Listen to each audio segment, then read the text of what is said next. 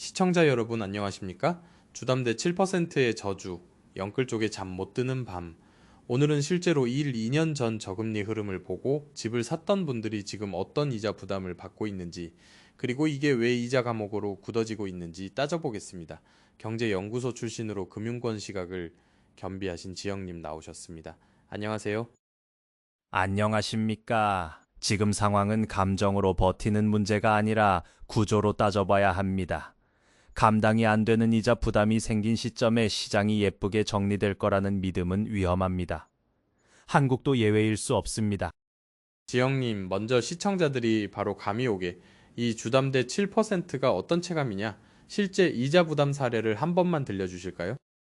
네, 가명으로 말씀드리겠습니다. A씨는 2023년 말에 주담대 변동금리를 받았고 당시엔 체감상 4%대 초중반이었습니다. 그런데 2024년 말부터 기준금리 기대가 바뀌고 시장금리가 같이 뛰면서 올해 초부터 금리 구간이 6%대 중후반을 거쳐 지금은 7% 전후로 체감이 이어진 케이스입니다. A씨는 대출 8억을 받았습니다. 이자만 계산해도 1년에 대출 원금의 7%를 냅니다. 8억이면 연이자만 대략 5,600만 원이고 한 달로 쪼개면 약 467만 원 수준입니다. 여기서 원금 상환까지 들어가면 월 납부액은 훨씬 커집니다. 대략 550만 원에서 650만 원까지도 체감이 됩니다. A씨 월급이 세전 1,100만 원이었어요. 그런데 월급의 절반 이상이 은행으로 빠져나가니까 생활이 단순히 빠듯해지는 게 아니라 선택 자체가 사라집니다. 아이 학원비를 줄일지 병원을 미룰지 같은 문제가 아니라 이달 납부를 어떻게 넘길지부터가 문제가 됩니다. 그러니까 영끌은 집값이 오를 거라고 믿어서 들어갔는데 지금은 이자 자체가 월급을 잡아먹는 구조라는 말씀이군요. 그런데 시청자들은 또 이렇게 묻습니다. 금리 7%가 왜 갑자기 그렇게 빠르게 올라갔냐? 그 배경을 지영님이 자꾸 환율과 유가 얘기하던데 여기랑 연결이 정말 되나요? 연결됩니다. 지금 한국에서 금리가 움직이는 핵심 배경 중 하나가 인플레이션 경로고 그 인플레이션 경로가 유가와 환율을 통해 들어옵니다. 예를 들어 달러원 환율이 최근 1,500원대에 오래 머뭅니다. 달러원이 1,500원을 넘은 뒤 실제로 그 레벨 근처에서 흐름을 이어간 건 1997년, 2008년에서 2009년, 그리고 올해 단 3차례입니다. 2008년 말에 1,500선을 넘었을 때는 5거래일 정도만 1,500원대를 넘나들고 한 달여 만에 1,300원대까지 내려오는 속도도 있었습니다. 그런데 문제는 그때도 시장은 빨리 안정되는 듯 보였지만 이미 대출자들은 원래의 낮은 금리 국면으로 돌아갈 시간이 없었다는 겁니다. 대출은 계약이 있고 금리는 리셋이 있고 상환 스케줄이 있습니다. 그래서 환율이 내려가도 이자 감옥은 즉시 해제되지 않습니다. 지금 생산자 물가가 6개월 연속 올라왔다고 하더라고요. 이게 영끌자 이자랑 뭐가 다르냐?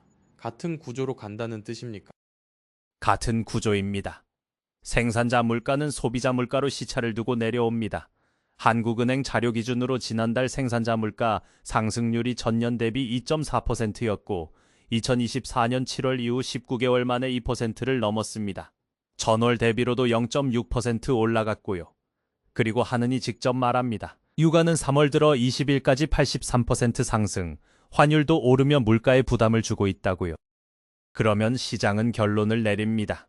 물가가 다시 흔들리는데 금리가 내려가긴 어렵겠구나. 금리 인하 기대가 꺾이면 주담대 금리의 기반이 되는 시장금리와 은행의 자금 조달 비용이 같이 버팁니다. 결과는 동일합니다. A씨 같은 사람들이 한 달에 수백만 원을 더 냅니다. 하지만 협상이 타결되거나 휴전이 길어지면 유가가 내려가고 환율이 안정되면 금리도 결국 내려오는 거 아니냐. 그러면 7% 저주는 끝나는 거 아니냐.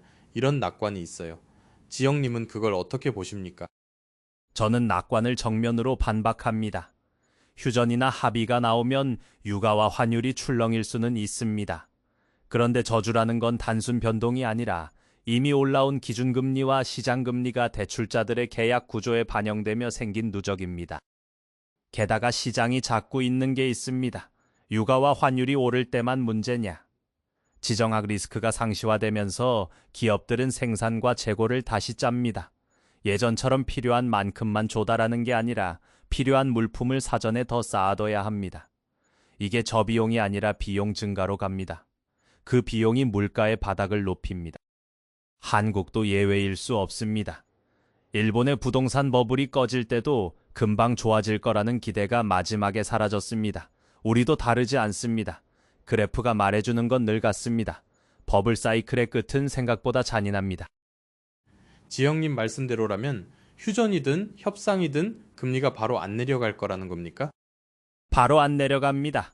왜냐하면 지금 시장은 이미 금리 인상 가능성도 빠르게 반영해왔고 채권 금리도 뛰어올랐습니다. 실제로 국고채 3년물 금리가 연 3.611%, 10년물이 연 3.875%로 크게 뛰었다는 보도도 있습니다. 이런 레벨에서 주담대가 6%로 멈출 이유가 없습니다. 더 중요한 건 기대입니다. 투자자들이 두려워하는 건 단 하루의 전쟁이 아니라 물가가 돌아오지 않는 국면입니다. 전쟁이 끝나도 비용 구조가 남는다면 금리도 남습니다. 대출자들은 그 남는 금리를 고스란히 맞습니다. 시청자들이 이해하기 쉽게 지영님이 말하는 이자 감옥의 메커니즘을 한 줄로 정리해 주실 수 있을까요? 한 줄로 말하면 이겁니다. 유가와 환율이 올리고 그게 물가 경로로 들어오고 물가가 굳는 걸 시장이 두려워하면 금리가 내려가지 못한다. 그리고 대출은 계약상 바로 풀리지 않는다. 그래서 이자 감옥이 생깁니다. 그런데 지영님, 영끌 쪽이 실제로 겪는 건 금리 숫자만이 아니라 심리죠. 잠 못 자고 카드값으로 버티고 상환 능력이 떨어지는 순간 연세가 옵니다. 이걸 지영님은 금융 시스템 관점에서 어떻게 보십니까? 연쇄로 옵니다. 다만 방송에서는 이걸 과장하면 안 되고 구조적으로 봐야 합니다. 주담대는 대개 장기이고 금리가 오르는 속도는 생각보다 더 빠르며 그리고 무엇보다 취약 구간이 먼저 터집니다. 지금 A씨 같은 사람들이 바로 그 취약 구간입니다. 예를 들어 월 납부액이 600만 원인데 순수입이 1100만 원이면 500만 원 이상이 집과 생계비용에서 다 빠져나갑니다. 그때 물가가 같이 오르면 생활비를 줄여도 줄일 수 없는 항목이 남습니다. 그러면 미납, 대환, 리파이낸스 같은 선택지가 늘어나요. 대환은 쉬운 게 아닙니다. 담보 가치가 꺾이거나 소득이 증명되지 않으면 대환이 막힙니다. 그래서 저는 부동산을 자산 버블 사이클로 봅니다. 버블은 가격만 오르는 게 아니라 레버리지를 얻는 속도가 같이 오릅니다. 레버리지를 얻는 순간 고점에서는 누구나 자신이 있고 저점에서는 누구나 무너집니다. 이건 감정이 아니라 사이클의 문제입니다. 그럼 반대로 시청자 중엔 이런 분도 있을 겁니다. 그래도 집은 팔면 끝 아닌가? 연쇄는 결국 사회적 해결로 넘어가는 거 아니냐? 집을 팔면 끝이라고 말하는 순간부터 틀립니다. 판매는 시장 가격과 시간과 수요에 달려 있습니다. 지금은 환율, 유가, 금리 불확실성이 같이 움직입니다. 달러원 환율이 장중 1510원대를 넘나들고 안전자산 선호가 강해지는 국면에서는 금융시장 변동성이 커집니다. 주식이든 채권이든 움직이면 주택 수요도 흔들립니다. 그러면 내 집을 팔아도 원하는 가격을 못 받고 결국 이자 감옥이 더 길어집니다. 그리고 한 가지 더 있습니다. 생산자 물가가 6개월 연속 오르고 쌀값도 20% 넘게 오른 국면은 생활비 압박이 이어진다는 뜻입니다. 생활비 압박이 이어지면 매도도 늘 수는 있지만 동시에 구매력은 떨어집니다. 매도는 늘고 수요는 약해지는 순간 가격은 더 버티기 힘듭니다. 지영님 말이 상당히 무겁네요. 마지막으로 지영님이 영끌족이나 앞으로 대출을 고민하는 분들에게 가장 경고하고 싶은 한 가지는 뭡니까? 대출은 감정으로 받는 순간 실패합니다. 금리 7%를 숫자로만 보지 마세요. 7%는 월급의 생존 문제로 들어옵니다. A씨처럼 월급의 절반 이상이 은행으로 빠지면 그때부터는 부동산이 아니라 현금 흐름 게임이 됩니다. 다시 강조합니다. 한국도 예외일 수 없습니다. 버블의 끝은 어느 나라에서나 비슷합니다. 가격이 아니라 이자와 현금 흐름이 먼저 사람을 무너뜨립니다.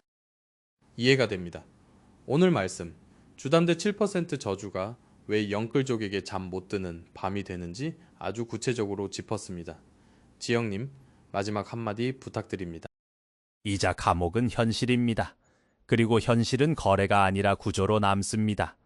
그러니 지금은 집값이 아니라 내가 감당할 수 있는 이자와 내 생활비의 경로를 숫자로 확인해야 합니다. 같은 사이클에서도 생존이 달라집니다.